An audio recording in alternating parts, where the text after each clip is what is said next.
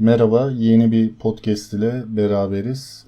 Bu sefer size benim de çok sevdiğim ve bilim insanları arasında da en çok yani ilgi duyduğum şahıs olarak söyleyebilirim. Nikola Tesla'nın hayatı ve icatları ve biyografisini inceleyeceğiz. Bununla alakalı aldığım kitabın adı Nikola Tesla Bir Dahinin Biyografisi. Mark J. Seifer diye bir yazarı var. Ve okuduğum kitabı da bitirdim zaten. Oradan şimdi özetlerle gideceğiz. Zaten notlarımı da almış bulunmaktayım. Kitaptan kesitleri de okuyarak üzerine konuşarak yine gideceğiz. Daha önceki podcastlerimde yaptığım gibi. Ama bu biraz daha uzun olacak. Çünkü kitabın uzunluğu da fazla diğer kitaplara nazaran. Şunu söyleyebilirim. Biyografi nasıldı ya da kitap nasıldı diye daha baştan bunu söyleyerek başlayayım. Kitap tarafsız yazılmış. Yazar döneminde yaşamış insanlar da dahil çeşitli devlet kaynakları ve Nikola Tesla Müzesi'ndeki kaynaklar da dahil olmak üzere yazışmalar da dahil hayatının günlük kısımlarına çok fazla değindiğini gördüm ama yine de bahsedilmesi gereken çoğu şeyi ele almış kitap içerisinde. Tabii ki Nikola Tesla'ya ben dediğim gibi yani daha öncelik veriyorum çünkü benim sevdiğim bilim insanlarından ilk başta geleni kendisi. Yani şöyle bakabilirsiniz şimdi bunu söyledim diye taraflı bakıyordur vesaire gibi. Yok, taraflı değilim. Sonuçta Nikola Tesla da bir insandı. Hayatında ve yaptıklarında illaki hata olabilir. Her insanın hatası olabilir. Buna Albert Einstein gibi ya da Isaac Newton gibi insanlar da dahil olmak üzere. Ama benim için Nikola Tesla'nın hayatında ve yaptıklarının en önemli şeylerden birincisi şu anki yaşadığımız teknolojilerin birçoğunu borçlu olmamız bu insana. Ayrıyeten kendisinin çok naif bir insan olması. Ego illaki her insanda vardır. Bu Albert Einstein'da da mutlaka vardır. Sonuçta belli bir seviyeye gelmiş insanlar bunlar. Belli bir egoları olabiliyor kendilerince. Nikola Tesla'da da az da olsa buna rastlanıyor. Gerçi yani kitabı yazan yazarımız bayağı bir değinmiş böyle günlük hayat kısmına. Orada yani değindiği için fazlasıyla egolu şöyle böyle diye kısımlar da var ama tam tersi hayatında egonun olmadığı dönemler de var. Ve hani zaten biyografiyi tamamladığınızda ki birkaç bölüm olabilir, bilemiyorum şu anda ne kadar süreceğini, ben de konuşacağım için üzerine belki birkaç bölümlük olabilir bu podcast'imiz. Çünkü bir kere de 3-5 saatlik bir şey vermek istemiyorum ya da 2 saatlik, bir insanı dinlerken de yoruyordur. Bölüm bölüm devam ederiz. Dediğim gibi yani Tesla'nın birçok şeyine değineceğiz. Belki bu kitapla da kalmayacağım. Ben dediğim gibi bilim insanını sevdiğim için diğer yazılan biyografileri de okuyup belki onlar üzerine de bu bölümü devam ettirebiliriz. Bu kitaptan çıkanlar bunlar, diğer kitaplardan çıkanlar bunlar diye. Sonuçta bu insan bir Albert Einstein kadar değil ama burada yazar da bahsediyor zaten. Kayıtları da mevcut. Bir dönem tamamen belli akademisyenlerin tarihin tozlu sayfalarına gömme gibi işlem yapmalarından kaynaklı Tesla ve başarıları ya da icatları tamamen gömülmüş durumdaydı ve daha sonradan yaptığı yani dünya insanlarına ve dünyaya yaptığı katkılar daha sonradan meydana çıkmaya başlamış. Bunu da detaylı inceleyeceğiz. Zaten biraz başlayalım. Ben de arada böyle uzun uzun ki bu kitaptan önce de çeşitli biyografi kitaplarını okudum. Ayrıyeten belgesellerini de izlediğim için onları da yine bu podcast'in içeriğinde vermeye çalışacağım size. Evet, yani yavaştan başlayalım kitabın ilk kısmıyla. Çocukluk dönemiyle başlıyor kitap. Şimdi size bu kısım, okuyacağım kısım Nikola Tesla'nın kendi ağzından yazılmış. Şimdi size hayatımın ilerleyen dönemlerinde meyve verecek olan ilginç deneyimden bahsetmeliyim. Daha önce hiç gözlenmeyen soğuk bir hava dalgası olmuştu. Karda yürüyen insanlar arkalarında aydınlık izler bırakıyorlardı. Macak'ın sırtına vurduğumda bir ışık plakası oluştu ve elim bir kıvılcım yağmuru üretti. Babam bunun elektrikten başka bir şey olmadığını, fırtına zamanında ağaçlarda gördüğümüzün aynısı olduğunu söyledi. Annem ise paniklemiş görünüyordu. Kediyle oynamayı bırak dedi annem. Yangın çıkartabilir. Ben ise soyut olarak düşünüyordum. Doğa bir kedi midir? Eğer öyleyse kim geri vurur? Bu sadece Tanrı olabilir. Sonucuna vardım. Bu müthiş görüntünün çocukça hayal gücümdeki etkisini abartamam. Her gün kendime elektriğin ne olduğunu sordum ama hiçbir cevap bulamadım. O zamandan bu yana 80 sene geçti ve kendime hala aynı soruyu sorarım. Cevabını ise veremem. Evet, başlıyoruz şimdi. Bu kısım Nikola Tesla'nın ağzındandı. Nikola Tesla sınır bölgesi olan Zadrugalı ve gerçek soyadı Draganiç olan bir aileden gelmiştir. 1700'lerin ortalarına doğru aşiret Hırvatistan'a göç etmiş ve Tesla adı ortaya çıkmıştır. İsmi sap kısmında belli açılarda geniş kesici bıçağın bulunduğu ağaç kesme baltasını tanımlayan Smith veya Carpenter gibi ticari bir isimdi. Söylenene göre Tesla'lar bu ismi almalarının sebebi dişlerinin bu alete benziyor olmasıydı. Mucidin büyük babası da kendisi gibi Nikola Tesla ismini taşıyordu. 1789 yılında doğan büyük babası 1809 ve 13 yılları arasında Napolyon'un İlirya ordusunda çavuş olarak görev yapmıştı. Hırvatistan'da yaşayan diğer Sırplar gibi büyük baba Tesla da Balkan devletlerini birleştirmek ve baskıcı Avusturya Macaristan rejimini devirmeye çalışan bir imparator için savaşıyor olmakla onurlandırılmıştı. Tesla, Adriyatik denizinden mucidin doğmuş olduğu Lika bölgesi de dahil olmak üzere Tuna düzlüklerine kadar uzanan askeri bir bölgeden geliyordu. Habsburg monarşisinde bu sözde Corpus Separatum, ülkenin geri kalanından farklı olarak kendi askeri yönetimine sahipti. Dolayısıyla feodal lordlara bağlı değillerdi. Çoğunluğu Sırp olan bu insanlar sorumlulukları bölgeyi Türklerden korumak olan savaşçılardı. Karşılığında ise Hırvatların aksine kendi topraklarına sahiptiler. Napolyon'un 1815'te Waterloo'da yenilgiye uğratılmasından kısa süre sonra büyük baba Nikola Tesla önemli bir yetkilinin kızı olan Anna Kaliniç ile evlendi. İlirya'nın çökmesinden sonra büyük baba eşiyle medeni bir ortamda aile kurabilmek için Gospić'e taşındı.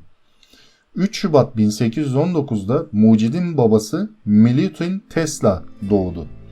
5 çocuktan biri olan Milutin, Gospić'teki tek Alman ilkokulunda eğitim gördü.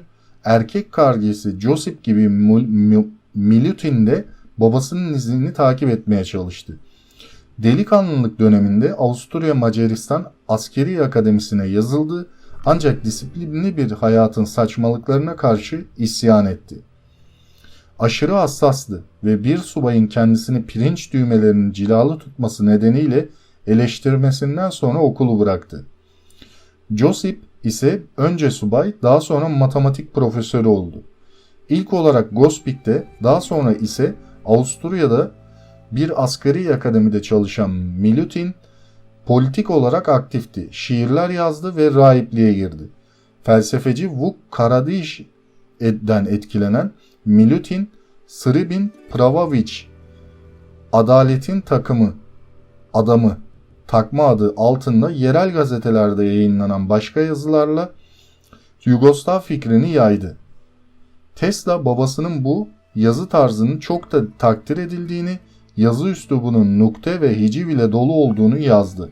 İnsanlar arasında sosyal eşitlik, çocuklar için zorunlu eğitim ihtiyacı ve Hırvatistan'da Sırp okullarının kurulması için çağrıda bulundu.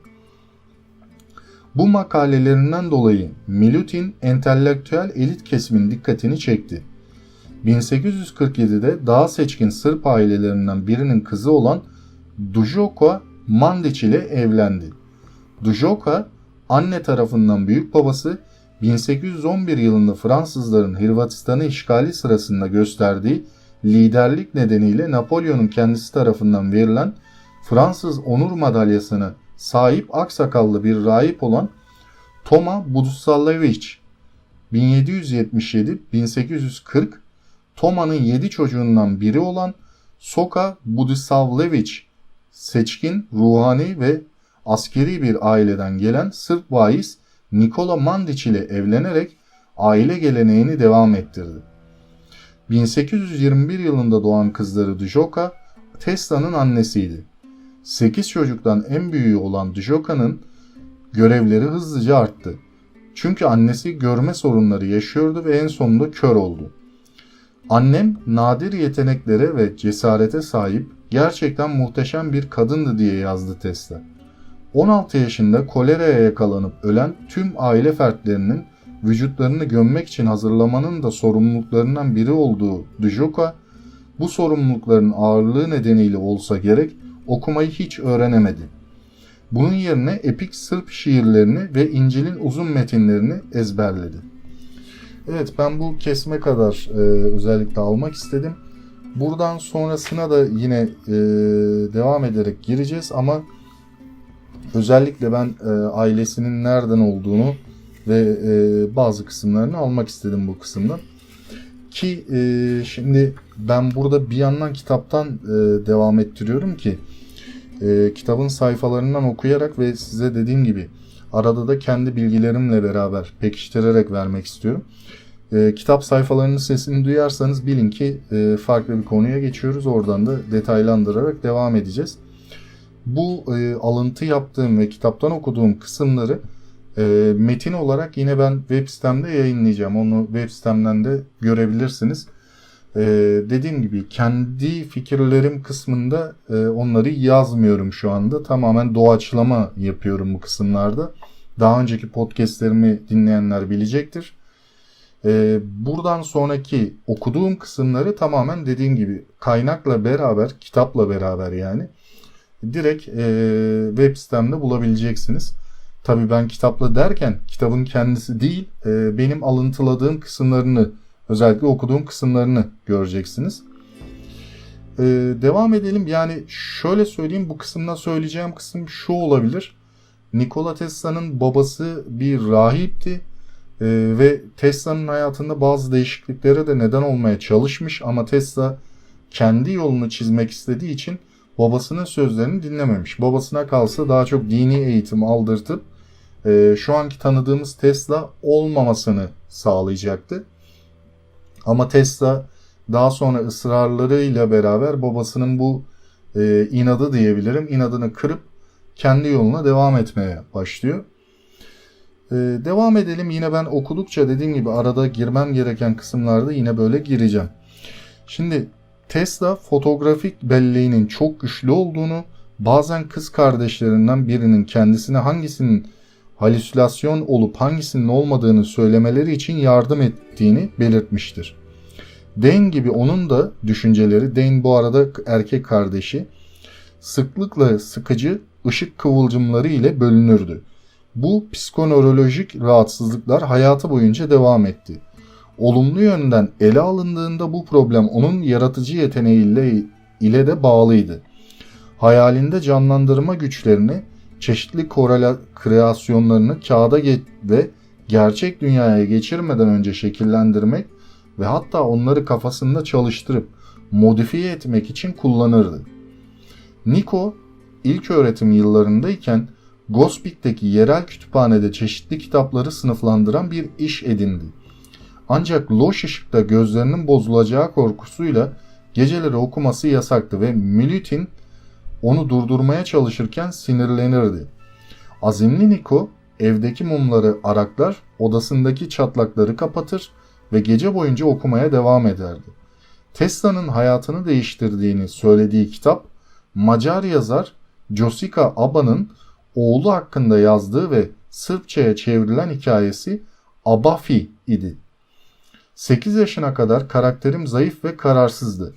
Bu çalışma bir şekilde uyumakta olan irade gücümü uyandırdı ve kendimi kontrol etmeyi çalışmaya başladım.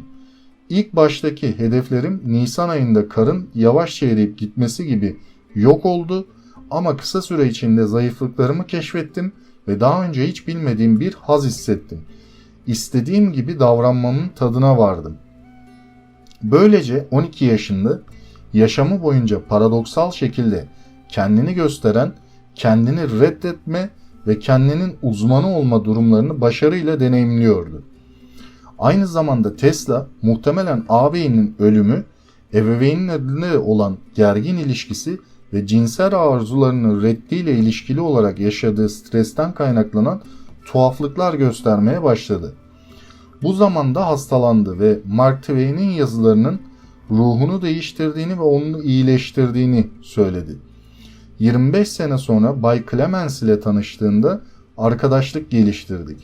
Ona deneyimlerden birini anlattım ve bu neşeli adamın gözyaşlarına boğulduğunu görünce şaşkınlık geçirdim. Bu dönem boyunca birçok değişik alışkanlıklarım oldu.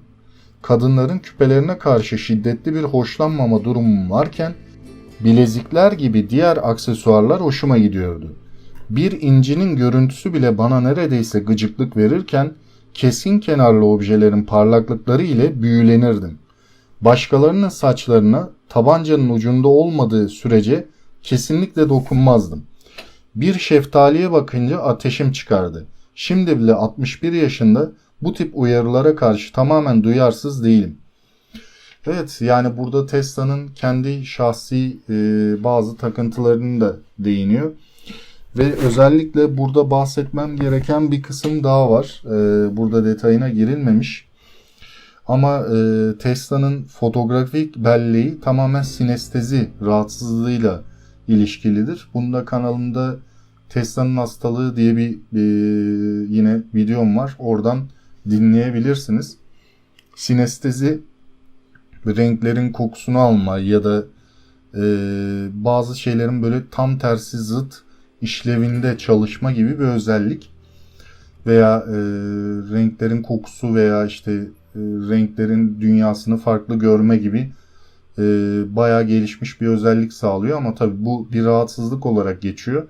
Bazı insanlarda da tam tersine Tesla gibi bu rahatsızlığı iyi yönde kullanabiliyorlar ve belki de bir insanın yapamayacağı şeyleri hayallerinde canlandırabiliyorlar. Bu bir delilik değil, öyle düşünmeyin. Bu tamamen bir rahatsızlık ama rahatsızlığın vermiş olduğu alternatif güzel yanlar da var. Öyle söyleyebilirim buna. Burada bahsettiğim bu. İkincisi Dane diye kardeşi var. Dediğim gibi kardeşi diye hatırlıyorum. Zaten ilerleyen kısımlarda da devam ederken kardeşine de değineceğiz. Onun ölümüyle ilgili de erkek kardeşinin kendinde yarattığı bir psikolojik bir kısım var. O hiç gitmiyor. Kitabın belirli kısımlarında da bahsediyor. Almış olmam lazım oraları. Oraya gelince tekrar hatırlatırım size. Şimdi devam edelim. Yine sayfalardan çeviriyorum. Bir yandan bahsetmiş oldum yine size. Hemen notlarımdan yine devam edelim. Evet, yine bir kısmını okuyayım. Buradan alternatif devam ettiğim kısımlardan ne olduğunu da bahsetmiş olurum. Dönem sonunda üniversiteden ayrılana kadar Tesla alternatif akım çıkmazını çözmede hem teorik hem de pratik olarak büyük yol kat etmiştir. Tesla, o şehir makineden komütatörü ayırmayı ve bu gerçekliği başka bir açıdan çalışmayı içeren azimli bir ilerleme kaydettiğim yerdir demiştir. Babasının ölümüyle birlikte Tesla'nın artık kendi parasını kazanması gerekti. Öğretmenlik stajına başladı ama hiç zevk almadı. Amcası Pajot Macaristan'a taşınmasını önerdi ve ona askerlik arkadaşlarından biri olan ve kardeşi Tivadar ile yeni Amerikan telefon santralini işleten Ferenc Puskas aracılığıyla bir iş bulabileceğini söyledi. Ocak 1881'de Tesla Budapeşte'ye taşındı ama operasyonun henüz başlamadığını görerek dehşete kapıldı. Puskas kardeşler çok yoğundu. Bir yandan St. Petersburg'da operasyonlar yönetirken bir yandan da Paris fuarında Thomas Edison'un akkortelli lamba sergisini idare edip opera evindeki ışıklandırma sistemini düzeltiyorlardı. Sermayesini bitirmiş ve işsiz bir halde olan Tesla, Macar hükümetinin Merkezi Telgraf Ofisi'nde mühendislik bölümüne başvurarak kendine teknik ressam ve tasarımcı olarak bir pozisyon buldu. Buradan kazandığı azıcık parayı da deneyimlerini ilerletmek için gerekli ekipmanı almak için kullandı. Macar bir mühendis ve eski sınıf arkadaşı olan Apollo ve vücudunun kenarında şişlik olan büyük kafası ile ürkütücü bir görünüme sahip olan Antoni Szigeti, Tesla'nın arkadaşı ve sırdaşı oldu. Çoğu akşamlar gelişme çağında olan Tesla henüz tamamıyla araştırmalarına gömülmemişken iki arkadaş yerel kafelerde buluşup günlük olaylardan bahseder ve kimin en çok sütü içebildiğine dair arkadaşça oyunlarda birbirleriyle yarışırlardı. Bir keresinde Tesla 38. şişeden sonra yenildiğini söylemiştir. Yeterli parasının olmaması ve bütçe yapmadaki genel yeteneksizliği nedeniyle Tesla'nın sadece bir takım kıyafeti vardı ve o da sürekli giyilmekten eskimişti. Dini bayram zamanında Szigeti Tesla'ya ne giyeceğini sordu. Cevabı olmayan genç mucit kıyafetinin içini dışına çevirerek giyme gibi zekice bir fikirle ortaya çıktı. Böylece yeni görünümlü bir kıyafete görülecekti. Bütün gece dikme ve ütüleme ile geçti. Ama bir şeye başlarken temel yanlış olursa ne kadar yama yapılsa da problem düzeltilmez. Kıyafeti çok saçma göründüğü için Tesla o bayram dışarı çıkmak yerine evde kaldı. Birkaç ay içinde Amerikan telefon santrali Budapeşte'de açıldı ve Tesla Szigeti ile hemen iş buldular. Yeni kurum sonunda genç mühendisleri ve o günün en modern icatlarının nasıl işlediğini birinci elden öğrenme fırsatı verdi. Tesla'nın icatlarının Napolyon'u olarak ve Bell'in telefonunda yaptığı gelişmelerle iletişim alanında devrime yardımcı olan Thomas Edison'un çalışmaları ile ilk olarak tanıştığı zaman da bu zamana denk gelir. Tesla direkt tepelerine tırmanıp telleri kontrol eder ve ekipmanı onarırdı. Yerde ise makine teknisyeni ve matematikçi olarak çalışırdı. Burada indüksiyon prensibini inceledi. Bunun aracılığıyla elektrik ve elektromanyetik yüke sahip bir kütle, ikinci bir kütlede temas olmadan eşdeğer bir yük, güç veya manyetizm sağlayabilirdi. Tesla aynı zamanda Edison'un buluşlarından bazılarını da inceledi. Bunlar arasında Morse alfabesiyle yazılmış 4 mesajın simultane olarak iki farklı yönde gönderilmesine izin veren multiplex çok kısımlı çok kanallı telgraf ve günümüzde her telefonun konuşma kısmında bulunan düz, yuvarlak, kolayca ayrılabilen indüksiyon tetikli karbon disk hoparlörü bulunuyordu. Doğası gereği Tesla çeşitli aletleri parçalara ayırır ve onları geliştirmek için yollar arardı. Karbon diske koni biçiminde şekil vererek transmisyon sinyallerini tekrar edip güçlendiren bir amplifikatör tasarladı. Tesla hoparlörün öncüsünü icat etmişti ama hiçbir zaman patentini almak gibi bir gayesi olmadı. Evet, yani bu gaye ile başlayarak devam ettireyim. Bu gayesi bazı icatlarında evet çoğunlukla almıyor patentini. Aslında Tesla o icatların birçoğunun atası sayılıyor, ilk bulanı sayılıyor ama maalesef ki kanıtlayamadığı için birçok icadı patenti üstünde değil ve yaptığını iddia ediyor ve insanlar bunu farklı düşünüyor ki ilerleyen bölümlerde Michael Pupin'di yanılmıyorsam ona da gireceğiz. Bir profesör ve akademisyen Tesla'nın yaşadığı dönemde bu profesör Tesla'nın icatlarını ben yaptım diye çıkacak kadar gayet böyle ne denir yani bir şahıs tipi vardır hani böyle ne diye tabir edilir o böyle zırvadan çıkmış böyle kendi yaptım ben ettim ben diye konuşan ama halbuki yapan kişinin farklı olduğu Tesla'nın olduğu kişiler gibi düşünün bunu. Şu an aklıma gelmedi onun tabiri tam. Öyle bir kişilikler de ortaya çıkıyor. Bu Pupin tek değil tabii onun dışında da olacak. Onları da bahsetmiş olacağım. Harici olarak Tesla ilk zamanlarında yani bu çalıştığı dönemlerde bazı borçlu dönemleri oluyor. İşte harcamasının kontrolünü yapamıyor. Yani bildiğiniz bir insan gibi aslında. Ki insan zaten sonradan ilerleyen yaşlarında biraz takıntılı kısımları çıkmaya başlıyor. Onlara da değiniriz yeri geldikçe. Şunu söyleyebilirim. Tesla'nın ilk mühendislik zamanlarında olan azmi ve çalışması ilerleyen dönemlerde de az uyuma da dahil olmak üzere devam ediyor.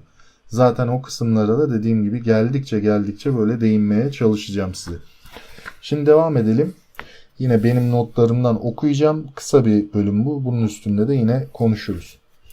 Tesla'nın ilk büyük biyografisini yazan John O'Neill, Batchelor'ın Edison'a bir tanışma notu yazdığını ve o notta iki çok iyi adam tanıyorum ve sen onlardan birisin. Diğeri ise bu genç adamdır yazdığını söyler.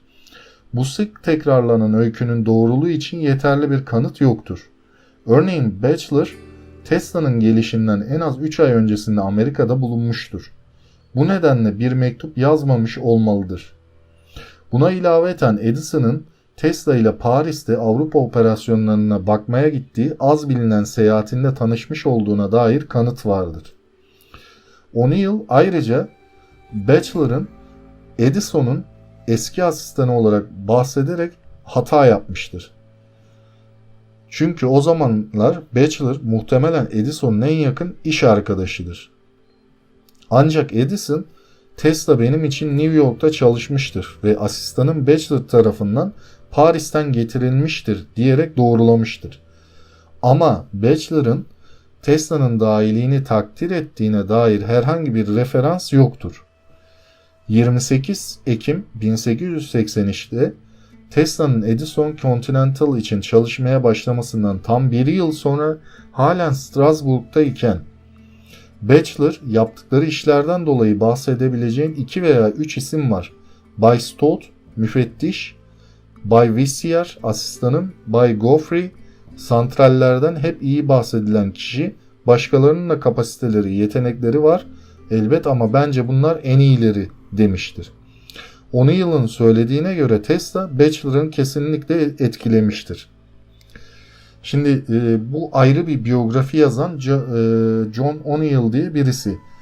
Mark J. Seifer'de yani şu an bu kitabı okuduğum kişi de ayrı bir biyografi hazırlamış.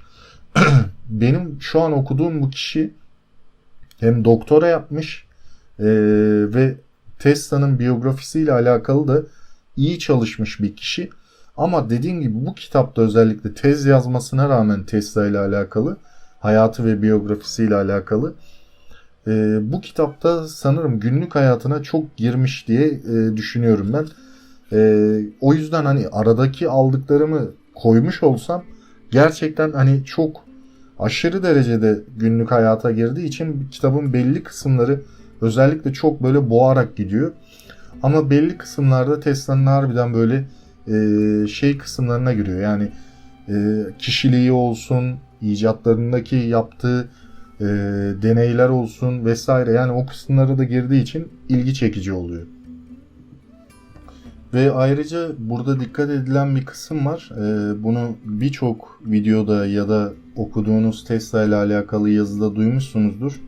İşte bir kişinin Edison'a, Batchelor buradaki kişi, Edison'a bir mektup yazıp işte bu gördüğüm en iyi daha iyi diyerek önerdiğini falan yazar. Böyle bir olayın olmadığını aslında dile getirmeye çalışıyor yazar. Kendi okuduğu kanıtlarla. Bakın ben bunu da söylemek istiyorum burada. Bu yazar kesinlikle doğru söylüyordur. Bütün hepsi doğru bilgidir vesaire. Bu kesin hayatıdır diyemeyiz. Tesla ile yakın yaşamış kişiler bu konuyu daha net bilir. Ya da Tesla'nın kendisinin yazması lazımdı ki ya da ne bileyim yani herkesin kendine göre bir yoğurt yeme kısmı vardır. Bu yazar da böyle yemiş diyebiliriz. Yani iyi yönleri de var. Yazarın bahsederken detaya da giriyor. Kötü yönleri de var. Çok fazla dediğim gibi günlük kısma giriyor. Ben oraları almadım. Ama güzel bir biyografi kitabı diyebilirim. Okumanızı da tavsiye ederim. Yani sırf benimle dinleyerek değil okumanızı da tavsiye ederim. Eğer Nikola Tesla'yı gerçekten öğrenmek istiyorsanız güzel bir biyografi kitabı diyebilirim. Evet, devam edelim. Tesla şirketin eğer kendi tasarımını kullanmak istiyorsa eninde sonunda frekansları düşürmeye ikna olacağının farkına vardı. Ancak onu şaşırtan 1890 yılında indüksiyon motor işinin ihmal edilmiş olmasıydı. Westinghouse ellerinin bağlı olduğunu, finansörlerinin yararsız bir araştırma için binlerce dolar harcamaya devam etmeyeceklerinin bilinmesini istedi. Tesla'ya adil bir şans vererek ekipmanını şirketin ihtiyaçlarını tatmin edecek şekilde değiştirmesini istediler. Mevcut ekipmanının tümünün bu yeni teknolojinin denenmemiş gereklilikleri için telef edilmesi çok budalaca göründü. Buna ek olarak şirkettekiler motorun kararlı olduğu ispatlanana kadar telif haklarının ödenmesine karşıydılar. Bu kadarı fazlaydı. Tesla bu çıkmazın içindeyken Westinghouse ile bir orta yol üzerine pazarlık etti. Eğer Westinghouse çalışanları tekrar bu buluş üzerine yönlendirirse Tesla, anlaşmanın telif hakları ile ilgili maddesinden vazgeçecekti. Westinghouse köşeye sıkışmıştı. Motor üzerindeki tüm çalışmaları Tesla'ya karşı artmakta olan düşmanlığı sonlandırmak için engellemesi gerektiğini biliyordu. Ayrıca buluşun da çok önemli olduğunun farkındaydı ve eninde sonunda bir çözümün bulunacağına inanıyordu. Ne olduğunu kimse tam olarak bilmiyor ama görünen o ki Westinghouse Tesla'ya üstü kapalı olarak eğer Tesla anlaşmadaki watt başına 2,5 dolarlık telif hakkından vazgeçerse şirketin motor üzerindeki çalışmalarını devam ettireceği sözünü vermiştir. Eğer motor piyasaya çıkar ve çoklu sistem kullanılırsa yukarıda bahsi geçen telif haklarına karşılık yapılan ödemeler gibi yaklaşık 255 bin dolar yıllık rakamlar kullanılacaktı. Tesla buluşunun tarihi öneminin farkındaydı. Bu buluşla dünyayı ölçülebilir bir şekilde değiştireceğini fark etti. Örneğin motoru dünyayı ölçülebilir bir şekilde değiştirebiliyordu. Örneğin motoru potansiyel olarak binlerce saatlik iş gücü için ucuz bir replasman sağlayacaktı. Aynı zamanda bu buluş Tesla'nın adını Arşimet ve Faraday'ın isimlerinin anıldığı tarih kitaplarına kazıyacaktı. Bunun da ötesinde sisteminin en verimli ve temel sistem olduğunu, kullanıldığı takdirde yaygınlaşacağını biliyordu. Ayrıca tercih ettiği öncü mucit yoluna da kaldığı yerden devam etmek istiyordu. Evet, burada şu kısımları atlayarak ben not aldım. Özellikle Edison'la olan tanışması, Edison'ın şirketinde çalışması, daha sonra parasal bir mevzu geçiyor aralarında, orayı da bahsetmiş olayım. Tesla'ya bir iş veriyor Edison ve bu işi tamamlarsan sana işte 50 bin Amerikan doları vereceğim diyor. Tesla o işi tamamlıyor Edison'ın yanında çalışırken ama o 50 bin doları Edison vermiyor ve Tesla şirketten hiçbir şey demeden ayrılıyor. Bu aralarındaki bozukluğun ve soğukluğun sebebi. Ama bir düşmanlık tarzında bir durum yok Tesla ile Edison arasında, bilinenin aksine. Edison sadece hak yemiş ve bir tüccar gibi davranmış, bilim insanı o da, ama maalesef orada biraz tüccarlığını konuşturuyor ki Edison zaten buluşlarıyla tüccarlık yapmış birisidir. Tesla aksine bilim insanı gibi davranmış birisidir. Farkları bunlar. Ama tabii ki Edison'ın da dünyaya birçok katkısı olmuş. Tesla da onu takip etmiş ama onun yaptıklarının üstüne çıkmış.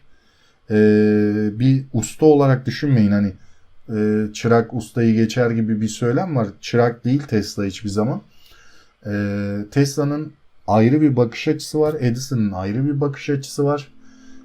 Edison daha sonrasında hani fikirleri geniş bir kişi ama bazı şeylerde rakip gördüğü kişileri, ki bu Tesla aralarında olduğu bir kişi, rakip gördüğü kişilere karşı kıskançlık duygusu ve hazmedememe gibi durumlarla davrandığından onun söylediği şeyi kabul ettiremiyor. Yani insanlar o tarz bir duruma giriyor karşısında Edison.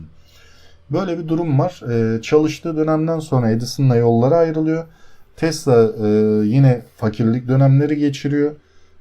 Bir yerde işte inşaat tarzı böyle yol kazma işlerine falan giriyor. Oradayken Westinghouse gibi zengin kişiliklerle tanışmaya başlıyor. Daha sonra icatlarını geliştiriyor ve bu kısımları zaten biyografi içinde ben değineceğim. Değinmiyorsa bile ya da not almamışsam bile Emin olun videonun sonunda ya da aralarda birçok kısımda bahsederiz. Daha detayları var. Dediğim gibi yani bu kitabın da bahsetmediği yerleri ben belgesel ve biyografilerinden size söyleyerek devam ediyorum. Ama benim de bildiğim Edison'la beraber olan işte yok bu tanıtım gibi şeyi ben de okumuştum birkaç yerde. Doğru zannediyordum ama kitapta kaynağı yok diyor o işin. Hani bir önerme işte bu da dahi Edison gibi falan diye bir kısım olmamış yani öyle bir durum yok. Evet yine devam edelim.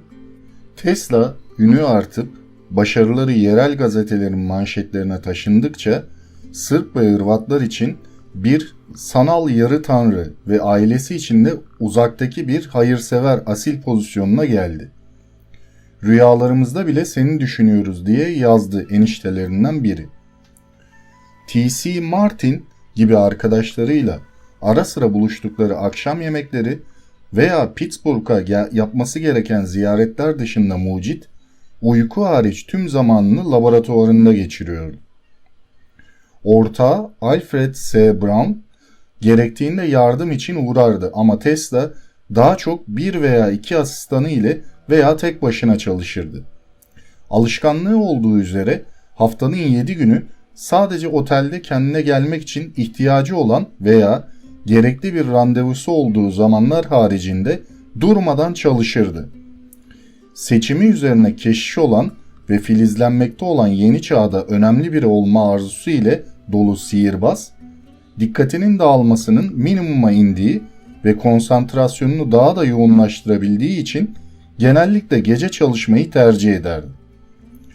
Artık özgür biri olarak farklı ama birbirleriyle bağlantılı çeşitli araştırmalarına başladı. Deneysel fizikçi olarak elektromanyetik ve elektrostatik fenomeni arasındaki fark ve ayrıca eter yapısının elektrik, madde ve ışıkla olan ilişkisi üzerine çalışmaya başladı. Bir mucit olarak aşırı yüksek frekanslar ve voltajlar üretmek, direkt akımı alternatif akıma veya alternatif akımı direkt akıma çevirmek ve tek tip osilasyon yaratmak için ekipman tasarlamaya başladı.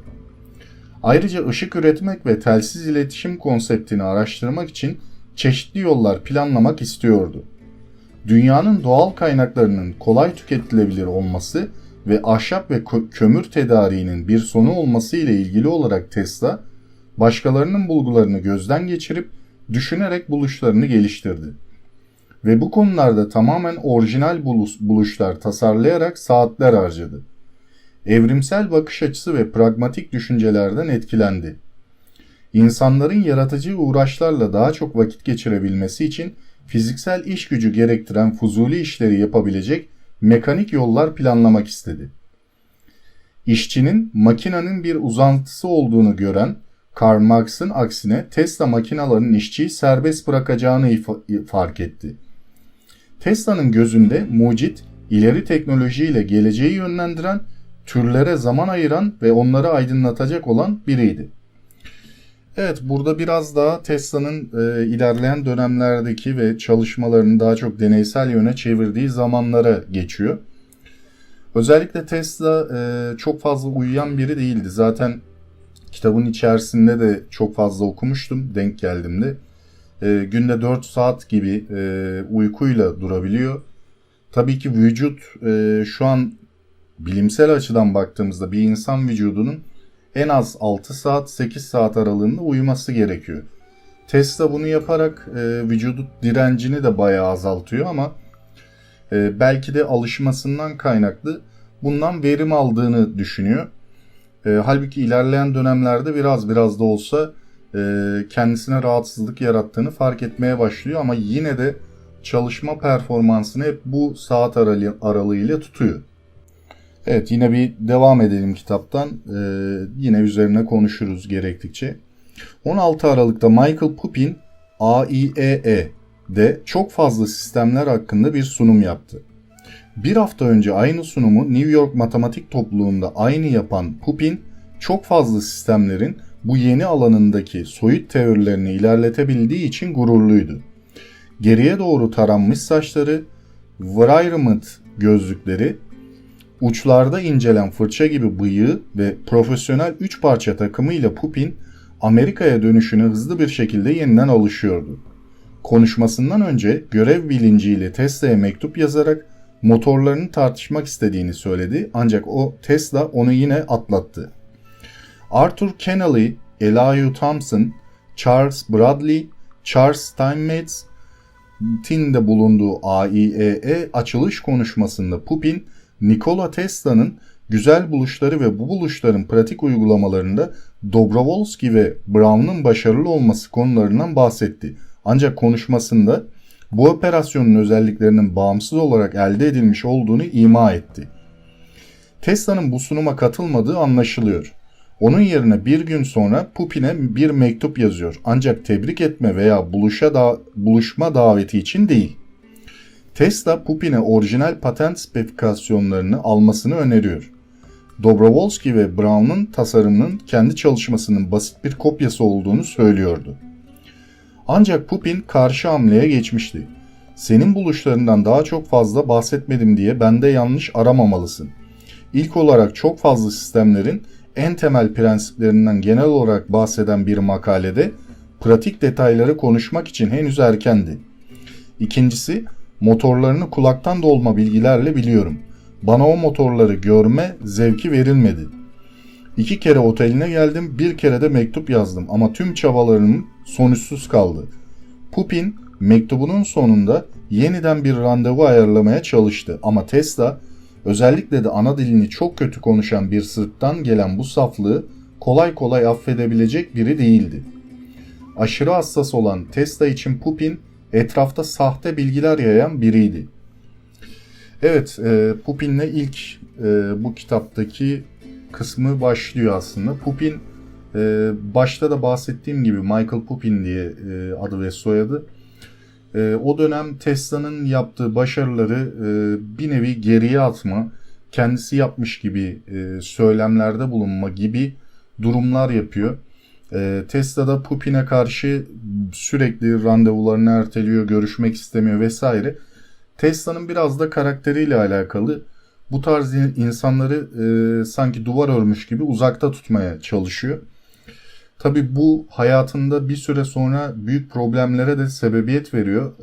Tarihin tozlu sayfalarına gömülmesinde aslında Tesla'nın da bu tarz diyaloglardan kaçınmasından kaynaklı bir durum var. Pupin gibi daha sonra da bahsedeceğim şahıslar da olacak. O şahıslar da, Tesla'nın da hataları var tabii ki. Şahısların da daha çok tüccar niteliği ya da kıskançlık taraflarıyla Tesla'yı tamamen bu uçurumun kenarına doğru itiyorlar. Uçurum diyorum ama yani bunu mecazi anlamda söylüyorum. Çünkü Tesla yani hak ettiği yeri illaki dönemimizde aldı. Belki yaşadığı dönemde çok fazla bu hak ettiği değeri görememiş olabilir ama kendi sözlerinde de vardır. Gelecek benimdir demiş. Hakikaten de öyle olmuş. Yani şu an birçok icadıyla ki bunların arasında kablosuz veri aktarımı vesaire gibi teknolojiler de var. Atası Tesla'nın icatları olduğu için hak ettiği yeri aldığını düşünüyorum ben. Evet, devam edelim. General Electric'in bu makyavelci prensipleriyle olan ilişkisi Steinmetz ideallerini boşlamasına sebep oldu. Stockholm'de Royal Polytechnicum'da eğitim görmüş çalışma arkadaşı Ernst Julius Berg ile birlikte AC üzerine yazdığı ilk olarak Tesla'nın kendi incelemesinden tam 3 yıl sonra 1897 yılında yayınlanan Alternatif Akım Fenomeni Teorisi ve Hesaplamaları adlı kitabında Tesla'ya atıfta bulunmamıştır. Yeni yüzyılın başlangıcında Berg'in kapaktaki adı da aynı Lüks'ün Aşkı mektupları gibi kayboldu. O dönemlerde editörlüğünü T.C. Martin'in yaptığı Tesla'nın kitabı, Nikola Tesla'nın buluşları, araştırmaları ve yazıları alandaki tüm mühendisler için kutsal kitap niteliğindeydi. Kitapta alternatif akımlı motorlar, döner manyetik alan, senkronize motorlar, döner alan transformatörleri, çok fazla sistemler, tek fazlı motorlar gibi konular üzerine bölümler vardı.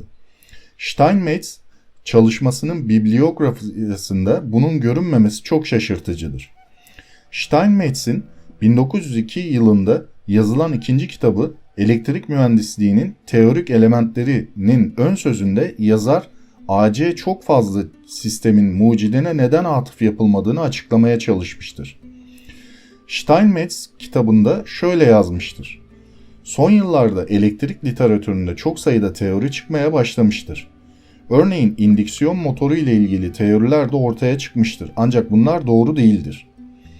Açıklama yanlış anlaşılmaları ortadan kaldırılabilecek doğal bir açılıştı ama Steinmetz bunun yerine daha korkakça bir yol seçti. Bu karar buluşun aslına dair gerçeği gizlemeye yardım etmekle kalmadı. Aynı zamanda kuramsal dünyada kendi imajını da güçlendirdi. AC üzerine yazılan bu kitaplar sonraki yazarlar için önemli örneklerdi. Sonraki yıllarda AC üzerine diploma alan ve kitaplar yazan mühendislerin Tesla'nın adıyla konuşmamaları tamamen bu yüzdendi. Yani bir nevi burada Tesla'nın yine yok olma, tarihe gömülme kısmı yapılıyor. Açıkçası Tesla yokmuş gibi davranmak General Electric'in işine yararken Laufen-Frankfurt iletimi için hiç gerçekleşmemiş gibi davranmak da Westinghouse'un işine yaradı. Yeni nesil mühendisler ve onları takip edenler gizlenen bilgilerin olduğunun farkına hiç varmadılar ve bu da Tesla'nın adının yok olmasının arkasındaki nedenlerden biridir.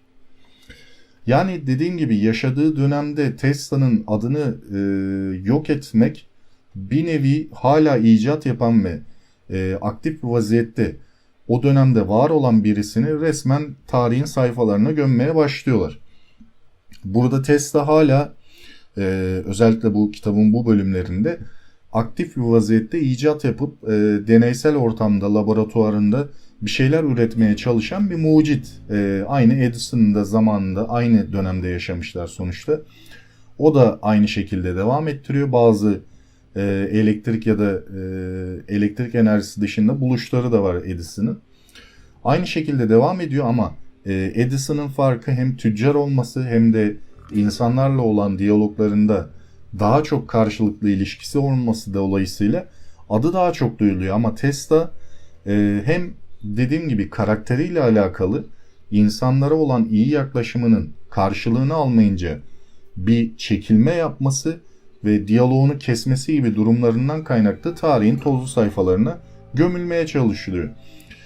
Bu da tabii ki adının duyulmaması, birçok yerden yani olabilecek belki de bu icat ettiği buluşlarını aslında destekletebileceği tarzda insanlarla olan diyaloğunu sürdürebilse ya da düzgün bir diyalog kurabilse belki de şu anda çok daha fazla icatlarıyla ve adıyla duyulabilir olacaktı. Yani belki şu an o kafasındaki olan bedava elektrik ya da dünyaya full elektrik verme gibi düşünceleri vardı ücretsiz bir şekilde.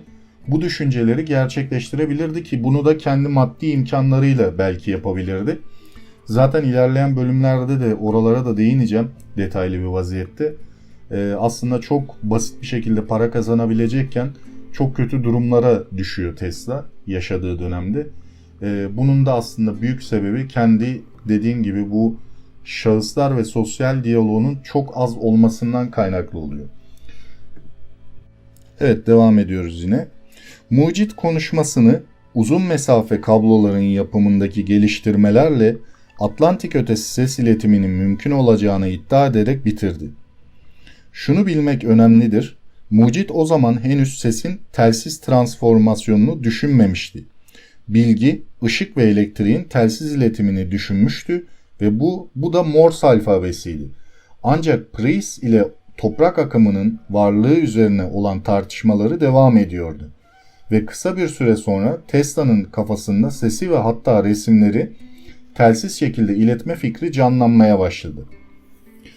Bu sonuçları sunmamdaki temel amaç yeniliğin bilinmeyenleri ve özelliklerini göstermek ve yeni yönler için başlangıç noktası olacak yeni fikirler üretmekti.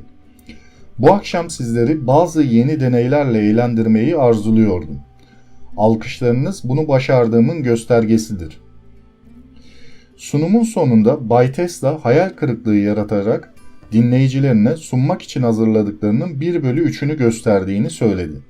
Tüm izleyiciler koltuklarından kalkmayarak dağılmak istemediklerini ve daha fazlasını görmek istediklerini belirttiler. Ve Bay Tesla bir ilave sunum daha yapmak zorunda kaldı. Bay Tesla'nın da bahsettiği ancak anlaşılmadığı görünen durum şudur. Gösterilen deneyler yeniydi. Daha önce hiçbir yerde gösterilmemişti ve Amerika'da yapılan deneylerin tekrarları değillerdi. Mucidin aşırı yüksek voltajlarla umursamadan oynuyor olması katılanların çoğunun kendi aralarında şaşkınlıkla mırıldanmasına ve Tesla'ya akımı vücudundan geçirmeye nasıl cesaret ettiğini sormalarına sebep oldu. Bu zihnimde uzun süren bir münazaranın sonucuydu. Ama hesaplamalarım sonucunda böyle akımların ışığın titreşimlerinden daha fazla hayati tehlikeye sahip olamayacağı sonucuna vardım. Kayda değer amplitüt vuruşları olan üst ve alt pistonlu bir su borusunda ince bir diyafram düşünün. Diyafram sadece bir kez yırtılacaktır şeklinde bir analoji ile yanıt verdi mucit. Toplamda aynı enerjinin azaltılmış vuruşlarıyla diyafram saniyede binlerce titreşimli hareketle olup hiçbir akım olmayana kadar yırtılmaya karşı daha az sorumlu olacak ve diyafram bu titreşimli akım ile daha fazla yırtılma tehlikesinde olmayacaktır. Diğer bir deyişle Tesla saniyedeki frekansı ya da değişimleri arttırarak amplitüt veya gücü büyük oranda düşürürdü.